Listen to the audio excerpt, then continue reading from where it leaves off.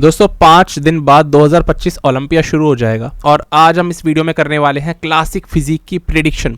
यहाँ पर हमें इस साल पता है कि क्रिस बमस्टेड नहीं आने वाले और हर साल जो नहीं आने का दावा करते हैं ब्रेवन एंसले, जो कहते हैं मैं 212 में चला जाऊंगा, वो आने वाले हैं। साथ ही साथ और भी कई एथलीट्स हैं जैसे कि अर्श कैलेसिंस्की, वो अब क्योंकि ओपन में जा चुके हैं तो वो ओपन ओलंपिया में यानी मेंस ओपन बॉडी बिल्डर्स के बीच में हमें दिखेंगे, तो क्लासिक में नहीं आने वाले हमारे इंडियन एथलीट्स दोस्तों। लेकिन इस बार सबसे बड़ी जो एक अचीवमेंट है हमारे लिए वो यही रही कि इंडियन एथलीट्स एक नहीं बल्कि 2 क्वालिफाई हुए हैं क्लासिक डिवीजन खेलने के लिए। पहले तो आनंद यादव, दूसरे सुनमीत गिल। आनंद यादव का अनफॉर्चुनेटली वीज़ा नहीं लगा तो वो इस साल के ओलंपिया में नहीं आ पा रहे हैं। ऐसे ही हमारे कई सारे इंडियन एथलीट्स के साथ होता आ रहा है, वीज़ा नहीं मिलता है, एक साल उनको और वेट करना पड़ता है, दोबारा से क्वालिफाई करना पड़ता है। तो आनंद दोबारा से इस साल का शेरू खेलेंगे और फिर जीत करके वहाँ से फिर से ओलंपिया जाने की कोशिश करेंगे, जो होगा अगले साल का ओलंपिया। बट सुनमीत गिल आने वाले हैं तो उनकी बॉडी कैसी दिख रही है, सारे एथलीट्स के हम लोग अपडेट देते हुए चलेंगे। और यहाँ पर कुल मिलाकर के 62 एथलीट्स हैं जो क्वालिफाइड हैं इस साल के लिए। बहुत ज़्यादा एक बड़ा नंबर होता है, लेकिन हमें पता है कि कभी भी पूरे के पूरे एथलीट्स तो आते नहीं है। जैसे शिवम नहीं आने वाले हैं, अर्श नहीं आएंगे, ऐसे बहुत सारे एथलीट्स हैं जो नहीं आने वाले। तो करीबन 50 से 55 के बीच में एक नंबर रहता है जिसमें कि एथलीट्स आ सकते हैं इस साल का ओलंपिया खेलने स्टेज पे। हम लोग इस वीडियो में भी 2 सेक्शंस रखेंगे। पहला रहेगा पिछले साल की प्लेसिंग, अगला सेक्शन होगा डायरेक्ट प्रेडिक्शन। हम लोग यहाँ पर सबसे पहले सेक्शन से स्टार्टिंग करते हैं। हमें पता है दोस्तों पिछले साल क्रिस बमस्टेड ने अपना 6ठा टाइटल जीत लिया था, एक ऐसा रिकॉर्ड कायम करा जो गिने चुने एथलीट्स ही पास्ट में कर पाए हैं। वो ये था, आमतौर पे एक चैंपियन जब लगातार जीतता है ना, लगातार ही जीतता रहता है तो उसकी बॉडी डाउन होती है। बट शिवम ने पिछले साल अपना बेस्ट एवर पैकेज दिखाया था, उस पैकेज का कोई तोड़ नहीं है। और उसके बाद एकदम से स्टेज पे अनाउंस कर दिया कि मैं अब रिटायर हो चुका हूँ। फैंस का दिल टूटा और मेरा तो बहुत ही मूड खराब हुआ, क्योंकि क्रिस को रिटायर होते हुए कौन ही देखना चाहता है। और लगभग 1-1.5 दिन तक तो यही सब बातें होती रही कि यार ये क्यों रिटायर हो गए। मैं अपनी बात बता रहा हूँ, तो वो चीज़ें इतनी ज़्यादा दिखाती है कि कितना अटैचमेंट है फैंस का इनके साथ। अब इस साल ये आएंगे लेकिन एथलीट्स को सपोर्ट करने और अपने डिवीजन को और उठाने का काम करेंगे, ऐसा इनका कहना है। तो Shivam 6 time classic physique champ बनके पूरी डिवीजन को चेंज करके ही चले गए और इस डिवीजन को जो उन्होंने दिया है वो आज तक कोई नहीं दे पाया। सेकंड नंबर पे इसमें आए थे माइक समरफील्ड, और माइक अचानक से जहां 1 साल पहले यानी 2023 तक 8वें नंबर पे थे ना, सीधा सेकंड नंबर पे आकर माइक की बॉडी इतनी तगड़ी थी कि कई सारे पोजेस में क्रिस बमस्टेड को वो चैलेंज कर रहे थे। वो क्रिस बमस्टेड जो बेस्ट एवर शेप में आए थे, मतलब माइक सच में बैक शॉट्स में बहुत हैवी पड़ रहे थे और उनकी बॉडी की इतनी ज्यादा डेंसिटी और मास पैक ऑन उन्होंने कर रखा था जो अच्छे खासे क्लासिक एथलीट्स ना कर पाए।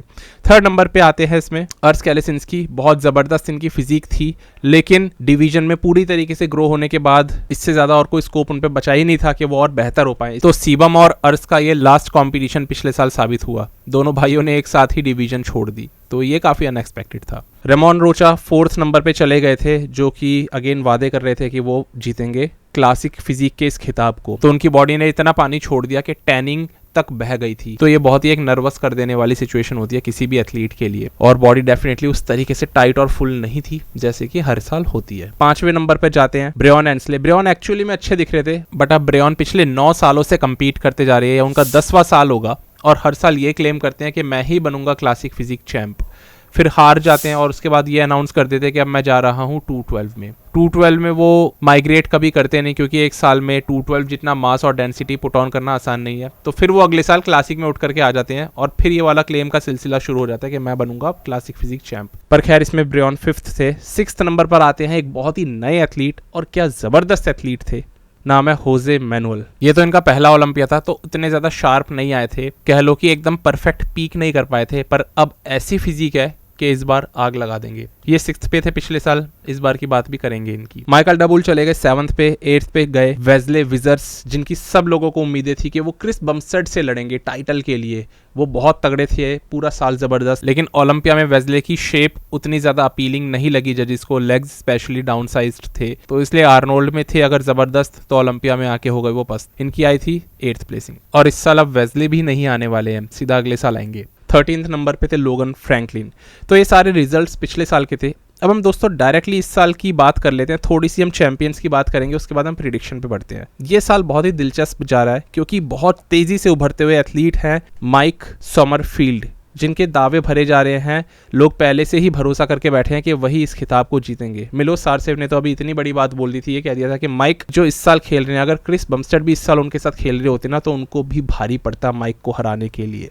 इतनी बड़ी बात मिलोज ने बोली थी। तो सोचो 2 साल पहले तक 8th नंबर पे आने वाले माइक समरफील्ड इस साल जीतने की पूरी कगार पे बैठे हैं। इतने तगड़े अपडेट्स हैं कि कोई इनको हरा नहीं सकता, अभी से ऐसा लग रहा है। इसका सबसे बड़ा रीज़न ये निकल के आ रहा है कि जिन माइक को अभी 192 LBS पे होना चाहिए था, वो बैठे हुए हैं 212 LBS पे, यानी 20 पाउंड ज़्यादा वजन लेके बैठे हुए हैं। और ये उन्होंने करा है अपनी हाइट बढ़ा करके पिछले 7 सालों में। जहां पहले माइक 5 फीट 6 इंच के थे, आज 5 फीट 9 इंच से भी ऊपर जा चुके हैं। और ये हाइट बढ़ाना ही हुई है सबसे बड़ी माइक के लिए अभी कंट्रोवर्सी। किस तरीके से एक इंसान की हाइट बढ़ सकती है, वो भी इस एज में आकर के, जब अभी माइक है 32 ईयर्स के। ये देखा गया कि हर साल के हिसाब से इनकी हाइट बढ़ी है और ये पिछले 6 सालों से चलते आ रहा है। और अभी इसीलिए सवाल उठाए जा रहे हैं कि इस साल क्लासिक फिजिक में क्या इस एलिजिड फेक हाइट के साथ में माइक समरफील्ड को फिर से उतरने दिया जाएगा? क्या IFBB कोई एक्शन लेगा इन पे, या फिर से 5 फीट 9 इंच पे आए हुए माइक समरफील्ड को इस बार खेलने दिया जाएगा? तो ये तो है कंट्रोवर्सी, पर रियल बात यह है कि माइक सच में बहुत ज्यादा अभी बड़े दिख रहे हैं। यहाँ पर अगर हम लोग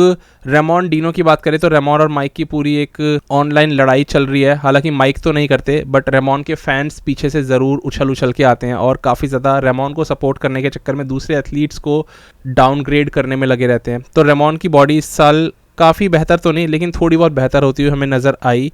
अपडेट्स में ठीक दिख रहे हैं और उनसे काफ़ी ज़्यादा उम्मीदें लगा रहे हैं उनके फैंस के वही इस साल जीतेंगे। यहाँ पर रफ डीजल की अगर बात करूँ तो टेरेंस ने जो इम्प्रूवमेंट करे पिछले साल से अभी तक, शायद वो इतने ज़्यादा माइक समरफील्ड ने भी नहीं करे। एक जो इम्प्रूवमेंट का ग्रोथ रेट है, मैं उसकी बात कर रहा हूँ, बॉडी की बात नहीं कर रहा हूँ। टेरेंस रफेन जहाँ स्टैंड करते थे ना आज से 2 साल पहले, ये देखो भारत प्रो शो में जब खेलने आए थे इंडिया, तब इनकी बॉडी ऐसी थी, अभी ऐसी दिखती थी। न्यूयॉर्क प्रो की आपको ये राइट साइड पे वीडियो दिख रही होगी, तो अभी तो इससे भी बेहतर हो चुके हैं। लेकिन फिलहाल इन दोनों वीडियोस में 12 LBS का डिफरेंस है। 2 साल में डिफरेंस काफ़ी होता है। और फिलहाल जो टेरेंस अभी दिख रहे हैं, तो न्यूयॉर्क वाली बॉडी का अभी के टेरेंस से कंपैरिजन कर लेते हैं तो और भी ज़्यादा इंप्रूवमेंट इन्होंने कर दिए हैं। इंप्रूवमेंट ग्राफ बहुत तेज़ है, यही मेरा कहने का मकसद है टेरेंस के अपडेट्स दिखा करके। जैसा ये एथलीट पोजिंग करता है, हम सब लोगों को मालूम है कि कितने खतरनाक ये है। यहाँ पर अगर हम बात करें ब्रेऑन एंसले की, तो ब्रेऑन एंसले बहुत ज़्यादा पीछे चलते हुए नजर आ रहे हैं अपनी प्रेप में। अभी तक भी उनकी बॉडी ऐसी दिख रही है, इसीलिए बहुत सारे लोगों को विश्वास नहीं है कि वो अच्छा भी प्लेस कर पाएंगे। हालांकि ब्रेऑन तो कह रहे हैं मैं 3rd time classic physique champ बनूंगा, और ब्रेऑन का हमेशा ये रहता है क्लासिक फिजिक से वो जा नहीं पाते और 212 में वो आ नहीं पाते, क्योंकि 212 में आने के लिए जो मसल मास पुट ऑन करने की जरूरत है वो ब्रेऑन 1 साल में कर नहीं सकते। और क्लासिक में उनको बार बार श्रेड होकर के उस वेट लिमिट में आने में काफी तकलीफ होती है, जो बाकी और एथलीट्स को भी होती है। और क्लासिक में उनका ग्रोथ रेट भी स्टॉप हो चुका है, प्रोग्रेस में नहीं है, नेगेटिव में है। पर स्टिल ब्रेऑन हर साल की तरह क्लेम करते हैं कि मैं इस बार 3rd time classic physique champ बन जाऊंगा। वो क्लेम इस साल भी हो चुका है और ये साइकिल लगातार हर साल चलती रहती है। इस वक्त अगर ब्रेऑन के अपडेट्स देखे जाएं बहुत खास नहीं लग रहे हैं, पर इसके अंदर 2 फैक्टर्स है जो हम बिल्कुल अभी सोच नहीं रहे हैं। ब्रेऑन ना हमेशा बहुत जल्दी रेडी होते हैं। वो अभी जैसे दिख रहे हैं ना आपको स्टेज पे, हमेशा की तरह ही स्ट्रेटेड दिखते हैं और अभी भी दिख जाएंगे। उनको रेडी होने के लिए, फैट लॉस करने के लिए बहुत ज़्यादा समय नहीं लगता है। और ब्रेऑन ने अपनी पूरी की पूरी गियर्स की सब साइकिल डिस्कस करी थी, जिसकी वजह से वो कुछ ऐसे कंपाउंड्स भी चलाते हैं जिसकी वजह से बॉडी फैट बहुत तेज़ी से ड्रॉप होता है, बॉडी होती है हार्ड। तो ब्रेऑन को ये पैंतरे पता है कि तैयार कैसे होना है और पीक कैसे करना है स्टेज पे। ये हो सकता है कि हर साल की जैसी कंडीशनिंग इस बार ना हो, हल्का सा पीछे हो जाए, हल्का सा स्किन की जो लेयर है वो थिक हो, हमेशा की तरह एकदम वो डेंस और श्रेडेड मसल्स ना दिखे। बट ब्रेऑन फिर भी कंसिस्टेंटली टॉप 5 के अंदर आते ही आते हैं हर साल। पिछले साल एक फनी चीज ये लगी मुझे, जो एथलीट हर साल अनाउंस करता है कि ये मेरा लास्ट क्लासिक में ईयर है खेलने का, उसका लास्ट ईयर आ नहीं रहा है, और जिन्होंने कभी अनाउंस नहीं किया था वो रिटायर हो गए। ये थे सारे टॉप के एथलीट्स जिनके मैंने अभी तक बात कर ली। हम लोग डायरेक्टली दोस्तों अपना प्रेडिक्शन से स्टार्टिंग करते हैं और इस साल देखते हैं कि कौन कहाँ पे प्लेस कर सकता है। लेकिन उससे पहले दोस्तों स्पेशल मैं बात करनी चाहूंगा हमारे इंडियन एथलीट यानी सुनमीत गिल की। सुनमीत गिल इस वक्त पे ऐसे दिख रहे हैं प्रेप करते हुए, और बहुत ही जबरदस्त इनकी पेक्टोरल मसल्स है। हम सब लोगों को पता है सुनमीत एक हार्ड बॉडी लाने के लिए जाने जाते हैं। लास्ट टाइम जब इन्होंने शेरू क्लासिक जीता था ना, तो ये बहुत जबरदस्त दिख रहे थे, मतलब अपनी तरफ से बेस्ट एवर शेप में आए थे ये। सुनमीत के पास हर एक चीज़ बहुत अच्छी और टाइट है, मतलब मसल क्वालिटी जो कहते हैं ना सुनमीत, वो कैरी करते हैं। मसल लूज नहीं है, मसल में स्लॉपीनेस नहीं है, बल्कि मसल एकदम हार्ड है सुनमीत की। तो ये जेनेटिक फैक्टर तो है ही, पर ये मेहनत करी गई है बहुत तगड़ी वाली, और वो चीज़ दिखती है कि सुनमीत कितना ज़्यादा रिप्ड होकर के, शार्प होकर के आते हैं, और इन्हें पीक भी करना आता है स्टेज डे वाले दिन। फिलहाल इनका ये लास्ट अपडेट था जिसमें कि बॉडी कंप्लीटली फ्लैट दिख रही थी, और ये इंडिया में जब तक थे तब तक का ये अपडेट था। इस वक्त तो ये नेवाडा में है और बता रहे हैं कि 1.5 kg अपनी वेट कैप से नीचे है, सुपर फ्लैट है, सुपर डिप्लीटेड है। तो इस चीज़ का इनको फ़ायदा ये मिलेगा कि वेइंग वाले दिन इनको कोई टेंशन नहीं होगी, ये पहले से ही अपनी कार्ब लोडिंग धीरे धीरे करके स्टार्ट कर सकते हैं। इनके पास समय ज़्यादा रहेगा उन एथलीट्स के कंपैरेटिवली जो वेइंग के बाद ही अपनी कार्ब लोडिंग करेंगे। बाकी इससे पहले इनका ये वाला अपडेट था जब ये इंडिया में थे। एकदम आप देखो बॉडी में कोई फुलनेस नहीं है, मसल में कोई ग्लाइकोजन नहीं है, इसीलिए आपको कहीं पे भी कुछ राउंडनेस नहीं दिखेगी, हार्डनेस नहीं दिखेगी, बॉडी एकदम सॉफ्ट दिखेगी। तो ये तो प्रोसीजर का ही पार्ट है, सारे एथलीट्स ऐसे ही करते हैं, चाहे कोई भी किसी भी डिवीजन का हो। सुनमीत के पास सबसे बड़ा एक जो नेगेटिव पॉइंट है जहां पर कि बाहर के एथलीट्स उनको पीछे कर देंगे मोस्ट प्रोबेबली, वो है उनके लेग्स और उनके आर्म्स। अभी भी लेग्स काफ़ी ज़्यादा पीछे है, छोटे हैं, क्योंकि उनमें समय लगेगा ग्रो होने के लिए। और अभी ये जो 1.5 किलो का इनके पास में गैप है ना, ये 1-1.5 साल तो अच्छी ग्रोथ ला सकते हैं जब तक ये गैप भर नहीं जाता, क्योंकि क्लासिक एक ऐसी डिवीजन है जहाँ पे अपने इंडियन एथलीट्स तक वेट कैप एक्सीड कर चुके हैं अपनी, इस वजह से वो भी क्लासिक को छोड़ के जा चुके हैं। परफेक्ट एग्जाम्पल मनोज सरंगापानी, तो क्लासिक डिवीजन इनके लिए छोटी पड़ रही थी, अपने वीक पॉइंट्स को ये स्ट्रांग नहीं बना पा रहे थे और मैक्स आउट कर चुके थे, इसीलिए इन्होंने डायरेक्टली डिसाइड करा कि ये मेंस ओपन बॉडी बिल्डिंग में ही अब खेलेंगे, तो अब उसकी प्रेप करने में लगे हैं। तो सुनमीत अगर अभी वेट कैप से पीछे हैं तो डेफिनेटली अपने लेग्स पे काम करके और एक ऑफ सीजन लगा के अगले साल और ज़्यादा बॉडी इंप्रूव करके आ सकते हैं। बट अभी की बात कर लेते हैं, जो एथलीट ने अभी तैयारी करी है और अभी रेडी हुआ है वो मायने रखता है। तो सुनमीत अभी लग रहे हैं काफ़ी ज़बरदस्त क्वालिटी, अगर इंडियन एथलीट्स में कोई ला रहा है ना क्लासिक फिजिक में, सुनमीत बहुत तगड़ी ला रहे हैं। तो हैंड्स डाउन इस चीज़ के लिए। और हमारा एक इंडियन एथलीट, एक सिख इंडियन एथलीट जा रहा है फॉरेन कंट्री में क्वालिफाई होके ओलंपिया खेलने, ये भी पहली बार हो रहा है, तो इसके लिए भी बहुत बहुत कॉन्ग्रेचुलेशन सुनमीत गिल को। हमारे देश का नाम रोशन कर रहे हैं यार। क्लासिक फिजिक में हमारे सोचो 2 एथलीट्स थे, खैर एक तो अभी भी जा रहा है और मेंस फिजिक से एक जा रहा है। मज़ा आ जाएगा इस बार का ओलंपिया देखने में। यहाँ पर हम लोग अब बात करते हैं डायरेक्टली प्रेडिक्शन से। मैं बात करूंगा 8वें नंबर से, हाइप जो है ना उसको हम यहाँ पे हटा देते हैं, रियलिस्टिकली बात करूंगा लोगन फ्रैंकलिन का यहाँ पे नाम आ सकता है। देखो दोस्तों, लोगन एक ऐसे एथलीट है जो सिर्फ इसी साल चमकना शुरू हुए हैं। आज तक लोगन का ट्रैक रिकॉर्ड ओलंपिया में अच्छा नहीं रहा। ये एक ऐसा एथलीट है जो टॉप 10 के बाहर ज़्यादा करके रहा है। पिछले साल भी लोगन की 13th प्लेसिंग थी। इस साल लोगन बहुत ज़्यादा इंप्रूव्ड है, बट हमें यह याद रखना चाहिए कि लोगन अभी भी एकदम परफेक्ट बॉडी ऐसी नहीं दिखाते कि उनको हम 2nd 3rd के आसपास प्लेस करें, क्योंकि जजेस ना क्लासिक में ये बहुत देखते हैं कि किसकी बॉडी में हार्डनेस ज़्यादा है और ठोस मसल्स हैं। क्रिस बमस्टर्ड, अर्स कैलेसिंस्की, माइक समरफील्ड, इन सब में कॉमन मिलेगा। बल्कि हम ब्रियन और रेमोन को भी क्यों छोड़ें, उनकी मसल्स भी एकदम ठोस दिखती है। बट लोगन फ्रैंकलिन की मसल्स बहुत ज़्यादा श्रेडिड और रिप्ड तो है, बट हार्डनेस अभी धीरे धीरे करके उनके अंदर और आएगी, अभी भी उतनी नहीं है। एक जो मसल डेंसिटी होनी चाहिए लोगन में उस लेवल की नहीं है जो ऊपर के एथलीट्स दिखाते हैं। बट लोगन इंप्रूव तो हुए हैं इस साल, अपने वीक पॉइंट्स को भी काफ़ी सही करा है। लोगन ने 2 बार पीक कर लिया बहुत ही तगड़े तरीके से, और इसलिए भी मुझे थोड़ा सा कम भरोसा हो रहा है कि ओलंपिया में तीसरी बार वो पीक कर पाएंगे, क्योंकि ओलंपिया के साथ लोगन की थोड़ी सी एक समझ लो कि एक अनबन रहती है, कभी भी उनकी बॉडी पीक ही नहीं हो पाती है। बल्कि लोगन 3 साल पहले ओलंपिया 2022 में जब थे तब ये एग्जिट आउट कर गए थे, क्योंकि इनके साथ काफ़ी बड़ी कोई हेल्थ प्रॉब्लम आ गई थी। वो कारण जो इन्होंने कभी भी डिस्क्लोज नहीं करा। उस समय लोगन की तबीयत बहुत ज़्यादा खराब होती चली ही जा रही थी। वहाँ पे पहुँच करके लास वेगास में वहाँ पे बैठते हुए उन्होंने रोते हुए वीडियो बनाई थी, और लोगन अनफॉर्चुनेटली कंपीट नहीं कर पाए थे। तभी अपने आप से प्रेप करते थे, किसी कोच के अंडर नहीं थे। फिलहाल अब तो इनके पास कोच है। अभी के अपडेट लोगन के कुछ इस तरीके से है कि ये अपनी वेट लिमिट में भी है और एकदम सूख चुके हैं, बिल्कुल डिप्लीटेड चल रहे हैं, ताकि वेइंग के टाइम कोई प्रॉब्लम ना हो। बॉडी आप देख रहे हो, स्किनलेस बॉडी इसको भी कह सकते हैं, जो ये लेकर के आ रहे हैं, बिल्कुल पेपर थिन स्किन, एकदम हुई ना हुई बराबर। और पैट्रिक टोर ने इनको सही में श्रेडिड लोगन फ्रैंकलिन सच में ही बना दिया है। आज तक का जो हमने इतिहास देखा वो ये है कि लोगन ने ओलंपिया में कभी पीक नहीं करा। यूं तो 1 आध साल अच्छे आए हैं, पर पीक करना इसे कहते हैं। तो ट्रैक रिकॉर्ड बहुत ज़्यादा स्ट्रांग नहीं है लोगन फ्रैंकलिन का। जजेस प्रायोरिटी पे लोगन फ्रैंकलिन को उतना ज़्यादा नहीं रखते, ये है सबसे बड़ा रीज़न। इसके बाद भी एक और बड़ा रीज़न दे दूं, इस बार अगर बॉडी पीक कर जाती है और प्रेफरेंस हर साल की तरह रहती है, तो भी मान के चलो टॉप 10 में कहीं ना कहीं आ जाएंगे। इसीलिए मैं अभी 8th पे प्रिडिक्ट करके चल रहा हूँ। पिछले साल से अब तक तो इन्होंने अच्छा वजन गेन करा है, लगभग 8 पाउंड्स, लेकिन 3 पाउंड्स इनको अभी लेस करना पड़ेगा वापस से अपनी वेट लिमिट में आने के लिए, और वो ये लेस कर चुके हैं। पर गौर इस चीज पे करें कि लोगन अभी तक भी परफेक्ट बॉडी नहीं कैरी करते हैं, फ्लॉज तो अभी भी है बॉडी में। अगर फ्लॉज होते होंगे इस साल जिसकी वजह से जजेस इनको पीछे डाल रहे होंगे, तो उन फ्लॉज को ठीक करके आ नहीं पाएंगे अगले साल, क्योंकि ऑलरेडी वेट लिमिट से ऊपर एक एथलीट चल रहा है, तो मसल ऐड कैसे करेगा? और अगर ऐड कर ली तो करो मसल लूज, आओ वेट लिमिट में वापस। जगह तो उतनी है, अभी इतना कट के आ रहे हैं, अगले साल कैसे कटेंगे इससे ज्यादा, ये बताना चाह रहा हूं मैं आपको। इसीलिए लोगन से हमें बहुत ज्यादा पॉजिटिव उम्मीदें नहीं रखनी चाहिए, और उसका सिर्फ एक रीजन है, क्लासिक फिजिक की रिस्ट्रिक्टेड वेट लिमिट। फिलहाल इंप्रूवमेंट करें लोगन ने, इसीलिए अभी के लिए 8th पे रखता हूं इन्हें।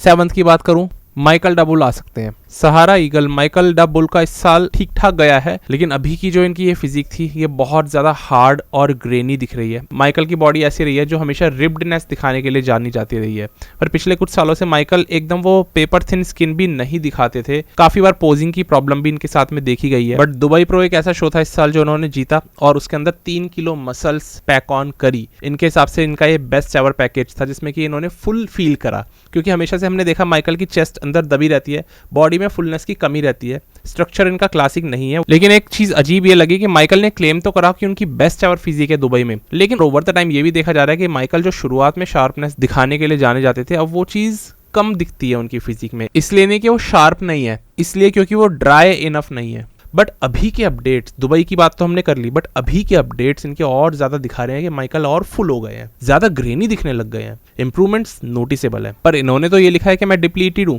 इसका मतलब फुलनेस आई है इस एथलीट के फ्रेम पे। जब ये डिप्लीटेड होके भी इतना फुल दिख रहा है, तो स्टेज पे ये आएंगे तो बहुत जबरदस्त दिखने चाहिए, और ऐसे में ये बहुत खतरनाक हो सकते हैं। इन्होंने ये भी लिखा है इस अपडेट में कि मैं अपने लेग्स को फील नहीं कर पा रहा हूँ। एथलीट्स जब सबसे ज्यादा डिप्लीटेड होते हैं तो मसल्स उनको एक्चुअली में फील नहीं होती है, इतना ज्यादा ट्रेनिंग कर चुके होते हैं, बॉडी में ग्लाइकोजन ही नहीं होता है, आपको कुछ फील नहीं होता, बस आप कर रहे हो, रेपिटेशंस निकाल रहे हो। एक समय ऐसा आता है कि एनर्जी नाम की चीज नहीं बचती, और ये वही समय है इन एथलीट्स के लिए। तो माइकल है तो डेंजरस, पर अभी भी इनको 7th पे इसलिए रख रहा हूँ क्योंकि इनसे ऊपर वाले जो न्यू कमर्स है ना, उनका ग्रोथ रेट कुछ ज्यादा ही तगड़ा हो गया है।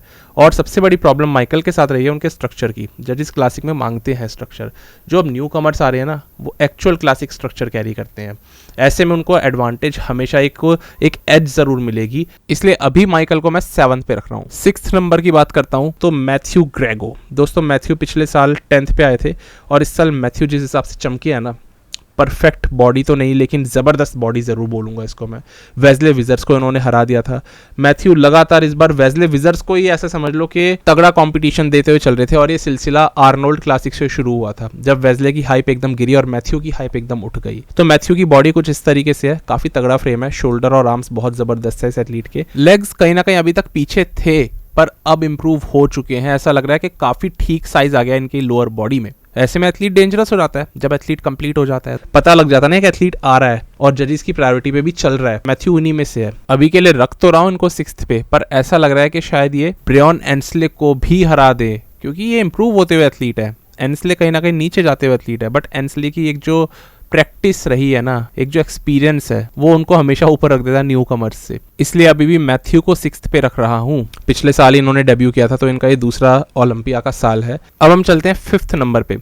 दोस्तों मुझे नहीं लगता 5th नंबर ब्रियन एंसले के अलावा मैं किसी और को अभी भी दे सकता हूँ। जब से मैंने प्रिडिक्शन वीडियो बनानी शुरू करी, मैं आपको सच बात बताता हूँ, 5 दिन लगते हैं एक वीडियो बनाने में प्रिडिक्शन की, और 5 दिन ही काफ़ी है एंसले के लिए A पॉइंट से B पॉइंट तक, यानी ज़मीन से आसमान तक जाने के लिए। पहले इनकी बॉडी कुछ ऐसी दिख रही थी, और उसके बाद इनकी बॉडी अब ऐसी दिख रही है। तो ये इतनी तेजी से इंप्रूव होते हैं, इनको पता है बॉडी फैट कैसे ड्रॉप करना है। ब्रियन का आज तक का रिकॉर्ड है, कभी वाटरी नहीं आए, जैसे कि इनके साथ खड़े हुए रेमोन, आपको वाटरी इतने ज्यादा थे कि उनकी टैनिंग उतर गई। इतने पुराने लेजेंड रहे हैं, इनका 10वां साल इस साल ओलंपिया में रहेगा। तो भले ही छोटे हैं, अभी भी साइज उतना नहीं है, दूसरे बॉडी बिल्डर्स बड़े जरूर है, बट ब्रियन कंसिस्टेंटली परफॉर्म करते आए हैं टॉप 5 के अंदर बहुत सालों से। मैं ये प्रिडिक्शन वीडियो बना ही रहा था, इतने में ब्रियन ने फिर एक बार अनाउंसमेंट कर दी कि अब ये मेरा लास्ट ईयर है क्लासिक फिजिक में। आप खुद सुनो, ब्रियन का ये अनाउंसमेंट उनका कन्फेशन लगने लग गया। ऐसा लग रहा है वो कन्फेस कर रहे हैं कि अब आप लोग और परेशान मत हो, मैं सच बोलता हूँ, इस बार तो मैं जाने ही वाला हूँ, ये मेरा आखिरी साल है। सुनो। What division are we doing this year? Good one. Classic. The last and final year, I promise.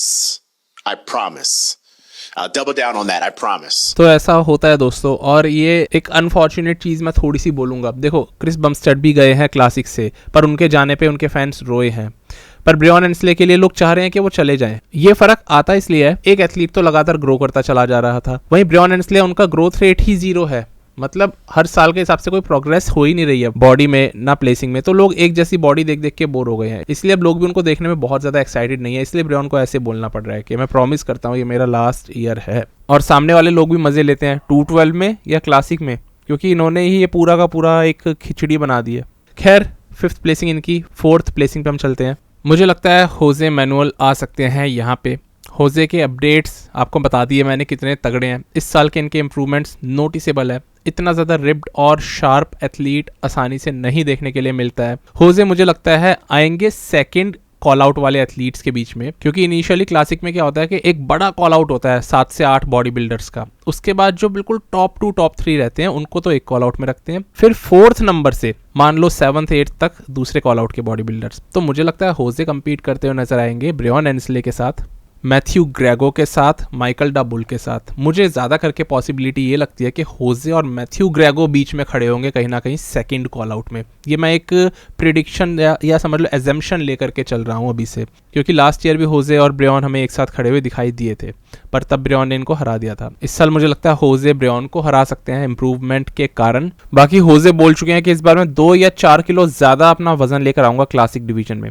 अब 2 या 4 दोनों बातों में फ़र्क होता है, स्पेशली बॉडी बिल्डिंग में, और क्लासिक में तो और ज़्यादा, क्योंकि यहाँ पर 100-100 ग्राम भी वजन बढ़ता है तो एथलीट गिनवाते हैं। तो इससे तो ये नज़र आ रहा है कि होजे अभी भी अपनी वेट लिमिट के नीचे है, बट 2 किलो और 4 किलो पुट ऑन करने में मसल मास में फ़र्क होता है। देखते हैं इस बार ये कितने इंप्रूवमेंट करके लाते हैं, क्योंकि होजे के साथ में ये चीज़ थोड़ी सी डाउन है कि उनका जो आउटर स्वीप है लेग का वो फ्लैट है, वहीं मैथ्यू का आउटर स्वीप काफी राउंड अब होता जा रहा है, पर अभी भी एकदम प्रॉपर बड़े लेग्स मैथ्यू के भी नहीं हुए हैं। तो ऐसे में हो सकता है मैथ्यू को एक अपर एज रहे जजिस की ओर से और जजिस उनको ऊपर डाल दे होजे से। बट होजे का एक जो फ्रेम है ना, शोल्डर देखो कितने ज्यादा बड़े हैं। ये एक बॉडी बिल्डर लगते हैं मेंस ओपन जब ये फ्रंट रिलैक्स पोज में खड़े होते हैं। ऐसे में सिर्फ उनके आउटर स्वीप है जो उनको पीछे रख सकते हैं, बाकी और कोई खास कमी नहीं दिखती उनकी फिजिक में। इस बॉडी बिल्डर को मैं बोलूंगा स्लाइज्ड बॉडी बिल्डर। अब मैं चलता हूँ 3rd प्लेसिंग पे। ये कॉम्पिटिशन रेमॉन और टेरेंस के बीच में रह सकता है ये स्पॉट, यानी 3rd और 2nd भी।